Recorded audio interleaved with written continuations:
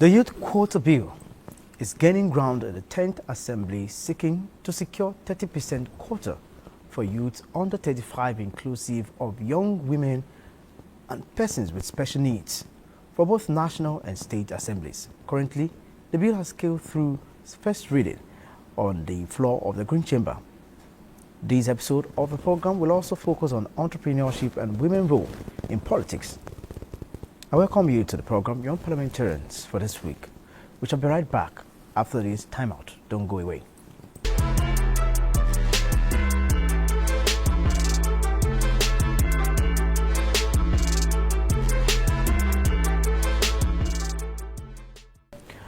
Welcome back.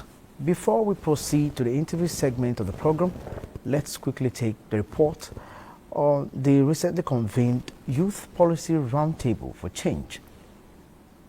As staggered elections in some states and the 2027 general elections gather momentum, Nigerian youth under the aegis of Youth Quota in Parliament Advocacy are demanding at least 20% representation in the 11th National Assembly and State Assemblies. This resonated at the Dialogue for Change, a political engagement held in Abuja. The report. Recall that in October 2025, the Advocacy Group presented the proposed Youth Quota Bill to the House of Representatives Committee on Youth in Parliament, consequent upon which adoption and sponsorship followed. Why are we here today? The roundtable therefore brought together representatives of various political parties, youth leaders, civil society organizations, as well as executives towards commitment for youth candidacy. The 10th Assembly has less than 8 young persons under 35, no young women in the 10th Assembly. So we give ourselves the target to achieve at least 20% of young people being represented both at National and State Assembly. Youth should therefore avail themselves the opportunity provided by the 2027 elections to register as members of political parties of their choice, express interest to contest for legislative seats or any position of their choice, and engage relevant stakeholders. The amplification of youth voices also entails the empowerment of the new generation in decision-making and inclusion of young women and people with special needs. It's about how we pick on people that we know they can go, and let us sacrifice our time, our money, our effort, our recommendation, even to the party chairmen, like they said, and let us push them there. The only thing they believe in is what we did in 2020, the NSAS. Once we do something like that in the election, we believe we can do something. Thank you. The Youth Quota Bill, which has scaled through first reading in November 2025, currently awaits second reading.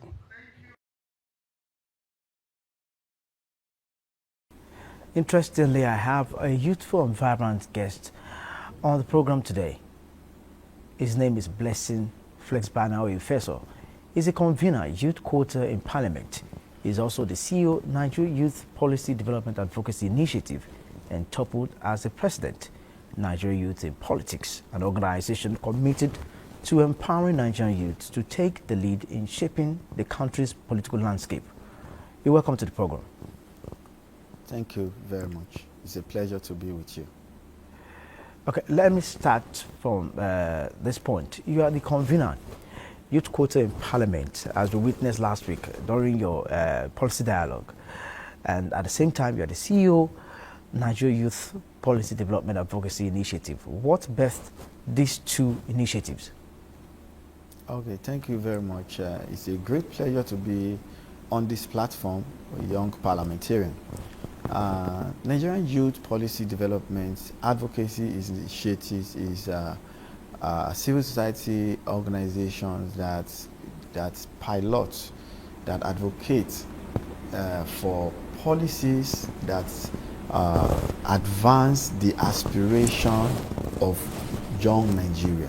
So that is what the NYPDAI stands for. And for the Youth Quota in Parliament Advocacy, this is an advocacy we engaged in last year, middle of last year, and by October last year, 2025, we were able to present the proposal bill to the Chairman House Committee on Youth in Parliament.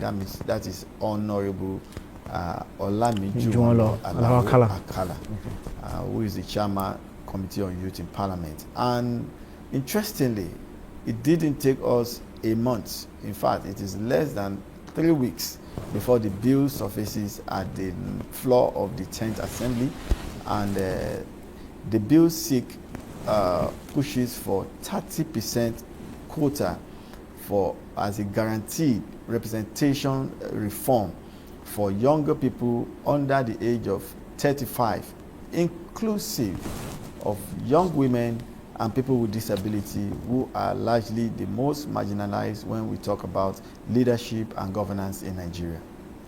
Okay, what about the Nigerian Youth Policy Development Advocacy? Yeah, that is the mother body that pushes for the advocacy. The Nigerian Youth Policy Development Advocacy advance and policy that's meet the aspiration of younger Nigerian demography. So, and as you can see, that's what gave birth to the Youth Quota in Parliament bill. Now, aside the 30%, inclusion of youth in the Parliament, what other goals do you seek to achieve? Amplification of youth voice, and so many other goals that you seek. Yeah, one of the cardinal area of interest for NYPDAI is also capacity building, because we believe that human capacity development of the demographic of the young demographic in Nigeria really needs to be given that intentional inclusivity. What I mean is that globally, it has been said that for a nation to develop to its full minimum, it must have the capacity to invest in the human capital resources of its population.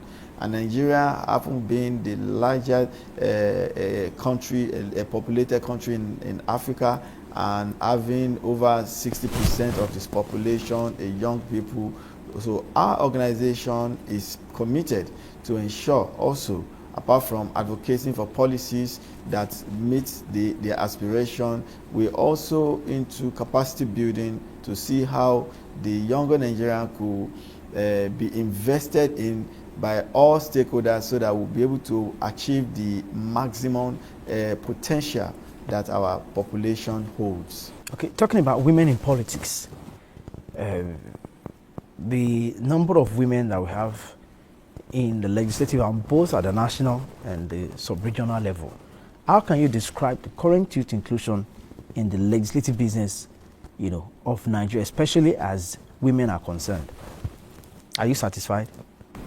With women participation in politics, in leadership, I think we are still a work in progress. Nigeria is a work in progress.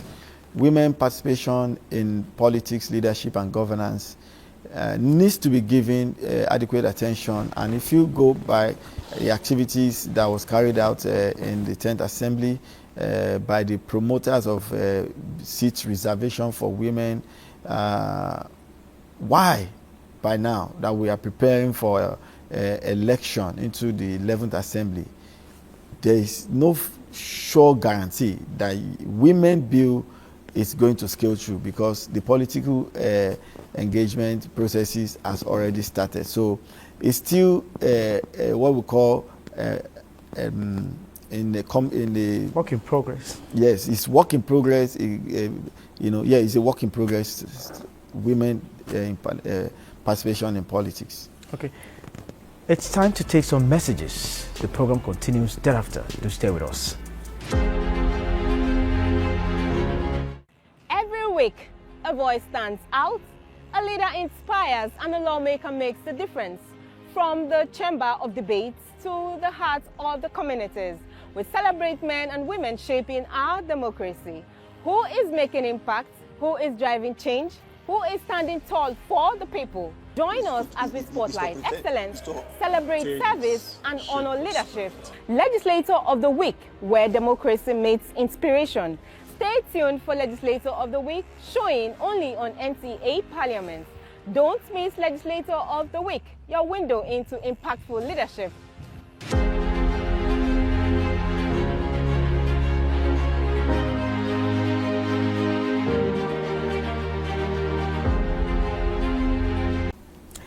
If you're just tuning in, the program you're watching is Young Parliamentarian showing on NTA Parliament. Now I've been discussing with an advocate of youth inclusion in decision-making process, Blessing Flexbanner Oyefeso. Viewers, you can join the conversation on the social media platforms showing on your screen. Let me continue, you are also a humanitarian and by extension an entrepreneur, especially when you consider the number of female advocates, of youth inclusion in politics and by extension in the parliament. With this experience of yours, as an entrepreneur and a humanitarian, how do you see yourself bringing this into, your plan to make sure that this bill scales through? Yeah, thank you very much. If you look at the composition of the implementation team for the Youth Quota in Parliament Advocacy, you discover that largely it's dominated by the younger demographic. I mean, young people, in fact, we have more women, more younger women that are part of the advocacy pushing it. Why? Because for the first time, I haven't gone around promoting the reason why young people should be included in parliament in decision making. We discovered that more younger women tend to on board, tends to align with the vision of promote, because largely for the first time younger women under 35 are now going to have a bill. I mean, their rights will be guaranteed constitutionally once the bill scale through. And we have quite a number of them that are leading the change, advocating to ensure that the bill pushes through. And while we are doing the advocacy outside to make sure that the 11th Assembly, whose primary election will begin any moment from now, ensure and to make sure that they have a level playing ground for young women under the age of 35, both at the National Assembly and State Assembly, being given tickets, being sponsored by the party, and also being supported by the lovers of democracy. And so do you think that the humanitarian and entrepreneurial aspect of these women will help in their leadership quality when they get to those positions? Of course. You see, what we are missing largely in Nigeria, and I think I can attribute that to one of the reasons why we are where we are today, because we have limited numbers of women with substance, and that are part and parcel of the instrumentality, or that part and parcel of the engine room of government. We only have them few. If you check the numbers of appointees, you see that it's predominantly dominated by the men folks, while the younger women, or even the older women, because we have fewer younger women engaged in the 10th Assembly. There are no younger women as we speak, So if we bring a younger women on board into the leadership, women have the way of trying to repair the house. As a father, if you recall that if you go out to do your business and you have a lovely wife at home and we have young kids, still vibrant, and they will scatter the house, they will destroy everything, they will do so many things to turn the house upside down. And when you come back, you'll be amazed that you won't see any stains. You won't see the house will not be scattered. It's not that the house is not being scattered by your children, but it's because you have a woman. You have a woman that has taken care of the house. So that is what the Nigerian system is missing. We need to bring more women on board, because women are nation builders. Women knows how to go about repairing things that are destroyed. You understand? So that is one message that we put in forward, because we understand the value of women. We know that when you bring more women on board, then the nation will be able to solve some critical issues that we are faced with. And they are mothers too. They are mothers. We call them salt of the world. Exactly. Okay, you were the youngest governorship candidate in the 2019 Ogun State governorship poll And prior to that, you served as the National Youth Leader of Justice Must Prevail Party in 2017. Do you see your experience propelling you to more political height? Well, for some of us, we find ourselves in the leadership space not intentionally. Accidentally? Like Malam El-Rufai say, accidental public servant. So that's, I think I resonate with that. I find myself in the leadership space accidentally because I've been an entrepreneur. I have a company that runs Exposure Multimedia Consult back then. So, and all of a sudden I discovered that largely what I do, what my passion is to contribute to the development of the society. And by 2016, I found myself being introduced officially to a political party which is Justice Must Prevail. And I wanted to take the back seat because it is not my calling, it is not my doing as at then. But I was spotted out, and within the space of 1 to 2 months, the leadership of the party had to call me up to say, okay, young man, we've seen your potential, we've seen what you are capable of. We want you to lead the youth wing of this party. I was like, I just came. They said, no, but look at the few things that you have done. Before you know it, I was announced as the national youth leader of the party, and I think my records are there. I had to do within my power. And also, by leading up to the election 2019, and I was still called upon again, 2018, that why am I not participating in the election? And I had to say, fully. I say, Mommy, I think it was Dr. Sarah Jubril. She called me around 7:05, thereabout. That youth leader, why are you not picking up form to go into it? I said, Mommy, I am not called to be a public servant. I just support. He said, no, you have to. In fact, they summoned me with the elders of the party, and they look at it and say, young man, there is a challenge in Ogun State, and we know that you have the capacity to fit in and put yourself into the political scene. And that's, before you know, I was surprised. And I tried to reject it, but it wasn't possible. And that usher a new chapter for me, because having that done, I went through all the process. I was announced as a governorship candidate, youngest in 2019 in Ogun State, and I put myself together to now realize. It was then I now realized that there is a calling in leadership that I need to answer. So after the election 2019, which I deputed, and I had to come back, I have a first-hand information or the marginalization, the challenges that the younger people are faced in leadership and governance. In fact, after the election 2019, I had to go to the SGF. The SGF of them invited the young people that contested, and it was in fact, there was something that was revealed to us, that young people without finances, without some sort of godfatherism, have no future to bring on board their ingenuity to solve the problem of the nation. So that resonates with me, and I look at it that I have to give in my best to ensure that I put in more effort to promote young people's participation in leadership and government and politics. And that is why we have been advancing the cause to motivate and encourage young people to engage. In fact, there are more young people that are doing so well, even in the civil society organization, but they see politics as something no-go area. So these are some of the these are some of the things, bad notion we are trying to correct. It is our nation. It's time for the younger people to put themselves together to save the nation by participating in politics and leadership process. Okay. With the support of the House of Representatives Committee on Youth in Parliament and the 10th Assembly as a whole, do you see the youth quota in Parliament bill being passed and adequately implemented nationally and at sub-national level? Oh, thank you very much. I think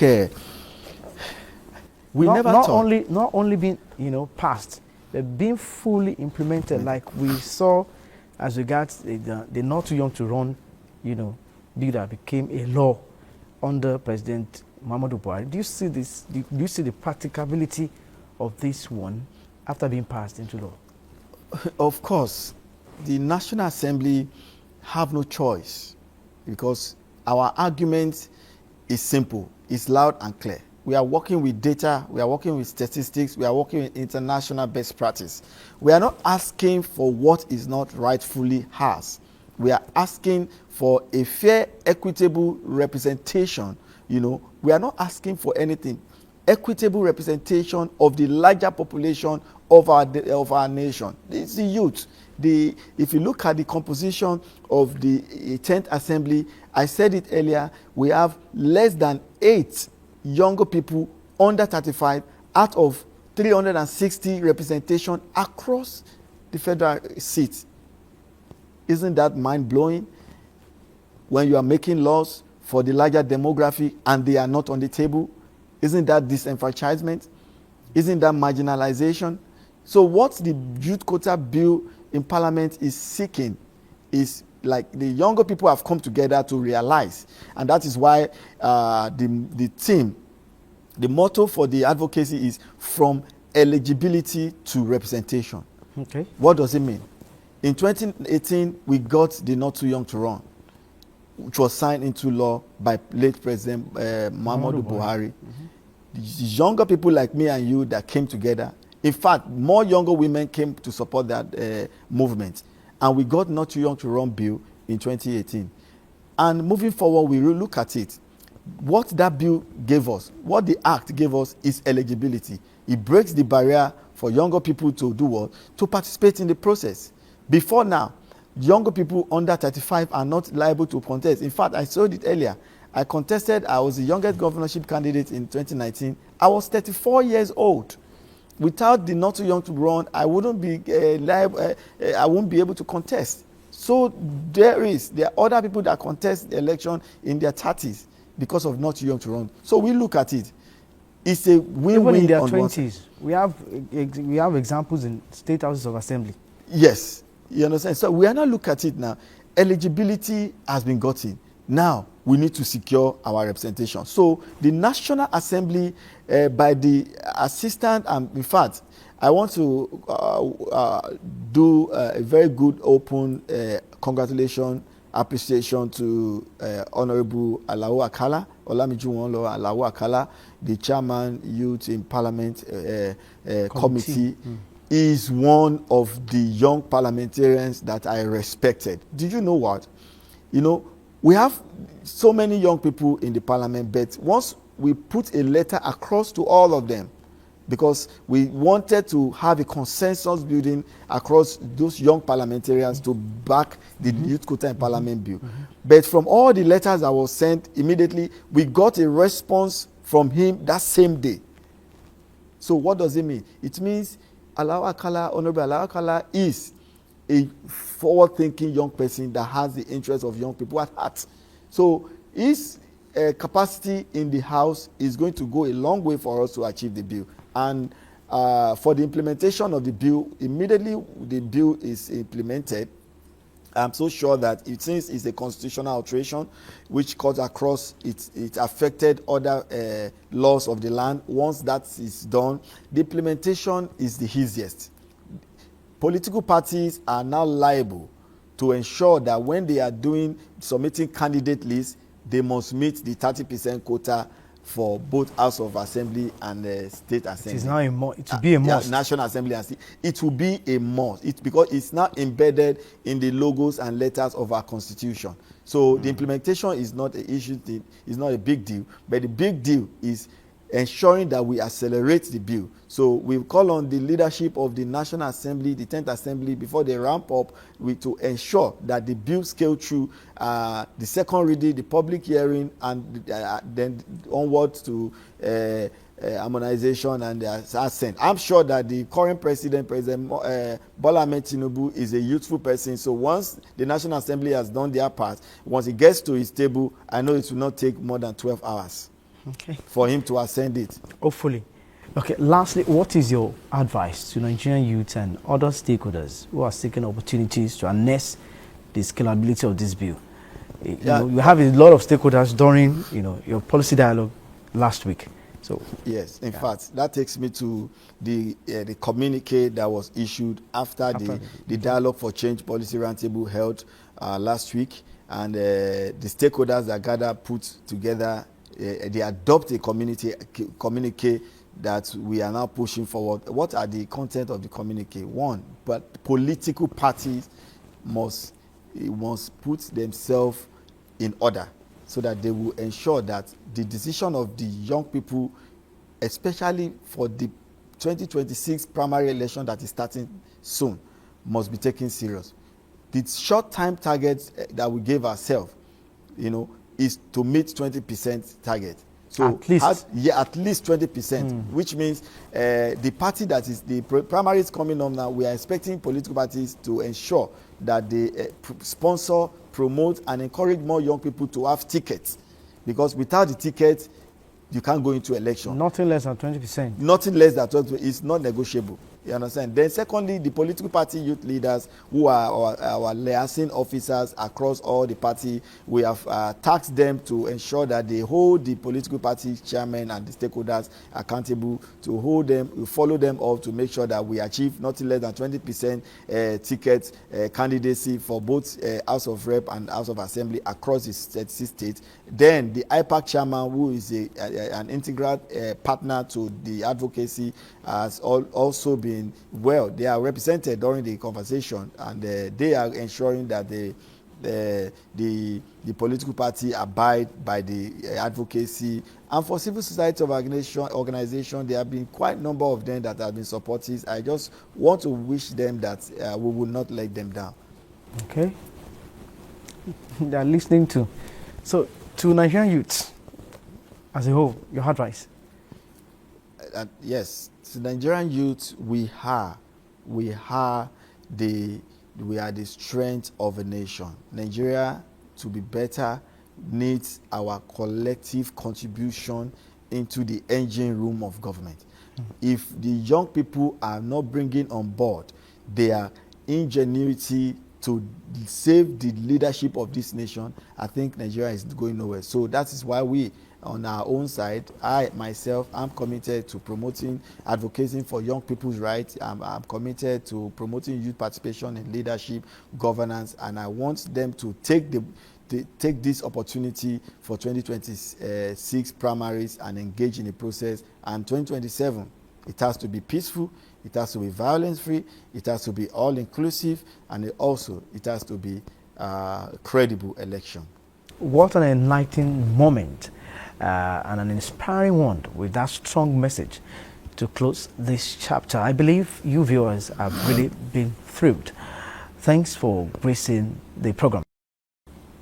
It's a pleasure to be amongst you, and I think NTA is one platform that has been supporting young people's voice, to be amplifying young people's voice. I pray that the Almighty God will continue to enlarge your coast, and also Nigeria is ours, and the young people are ready to take the lead in leading the change for a greater Nigeria. You're welcome. It is on this note that we call it today on this episode of the program, Young Parliamentarians. Remember, you can watch this episode and other programs on the online channels showing on your screen, as we look forward to receiving your comments and observations. Join us next time on this same channel for another interesting package. I'm Joshua Okuchide. Once again, thanks for watching, and God bless you. Bye for now.